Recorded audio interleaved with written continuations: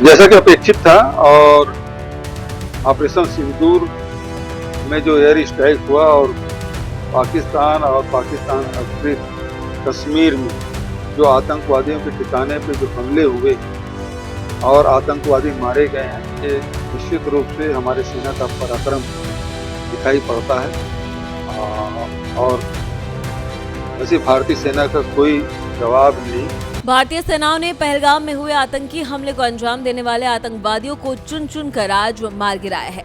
भारतीय सशस्त्र बलों ने 6-7 मई की रात को पाकिस्तान और पाकिस्तान के कब्जे वाले जम्मू कश्मीर में 25 मिनट तक ताबड़तोड़ हमले कर 9 आतंकवादी ठिकानों को पूरी तरह से ध्वस्त कर आतंकवादियों के नेटवर्क की कमर तोड़ दी है। ऑपरेशन सिंदूर को लेकर इस वक्त नेताओं की प्रतिक्रियाएं सामने आ रही हैं। इसी बीच छत्तीसगढ़ के पूर्व मुख्यमंत्री और कांग्रेस नेता भूपेश बघेल का बड़ा बयान भी सामने आया है।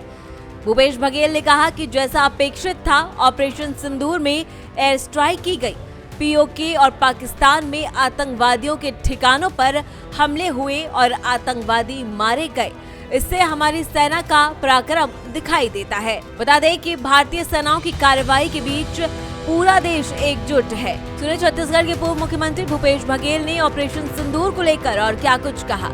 जैसा कि अपेक्षित था और ऑपरेशन सिंदूर में जो एयर स्ट्राइक हुआ और पाकिस्तान अफ्रीक कश्मीर में जो आतंकवादियों के ठिकाने पे जो हमले हुए हैं और आतंकवादी मारे गए हैं, ये निश्चित रूप से हमारे सेना का पराक्रम दिखाई पड़ता है। और वैसे भारतीय सेना का कोई जवाब नहीं। दुनिया के गिने चुने देशों के पास ऐसी सेना है और हमें अपने भारतीय सेना पे बेहद गर्व है।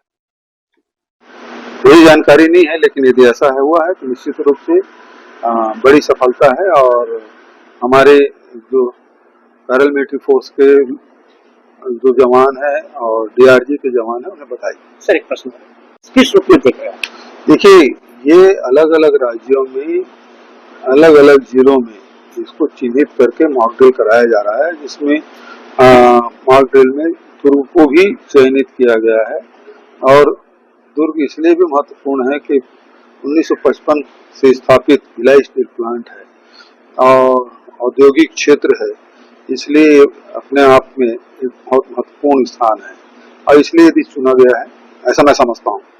फिलहाल इस खबर में बस इतना ही। ऐसी और तमाम खबरों के लिए देखते रहिए भारत एक्सप्रेस छत्तीसगढ़। जैसा कि अपेक्षित था और ऑपरेशन सिंदूर में जो एयर स्ट्राइक हुआ और पाकिस्तान अफ्रीक कश्मीर में जो आतंकवादियों के ठिकाने पे जो हमले हुए और आतंकवादी मारे गए हैं, ये निश्चित रूप से हमारे सेना का पराक्रम दिखाई पड़ता है।